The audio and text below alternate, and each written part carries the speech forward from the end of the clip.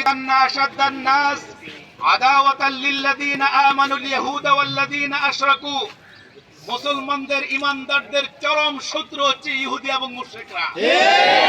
আজকে তাদের ছত্র ছায়ায় আমাদের কিছু তাবলীগপন্থী ভাইয়েরা তাদের আশ্রয়ে প্রশ্রয়ে মুসলমানদের উপর তারা নির্যাতন করতেছে, অতর্কিত হামলা চালাচ্ছে, ছুরিকাঘাতে বিভিন্ন জায়গায় তারা এগুলা করতেছে। আমি আপনাদেরকে জিজ্ঞাসা করতে চাই, বিনীতভাবে জিজ্ঞাসা করতে চাই, তাবলীগ এবং দাওয়াতে তাদের উদ্দেশ্য যদি ইস্তেমার মাঠ দখল হয় আর কাকাল মসজিদ দখল করা উদ্দেশ্য হয়, তাহলে এই তাবলীগ বাদ দেন। এই তাবলীগ বাদ দেন।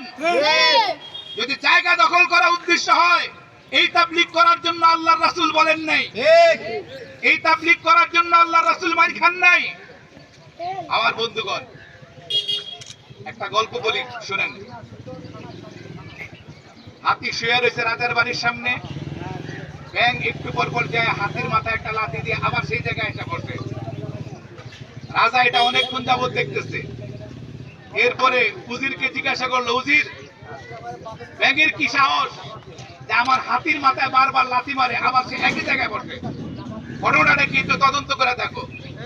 ঘটনার তদন্ত করে যায়, দেখলো ব্যাঙ যেখানে বসে ওখানে কাঁচা 1 টাকার একটা পয়সা, 1 টাকার একটা কি পয়সা।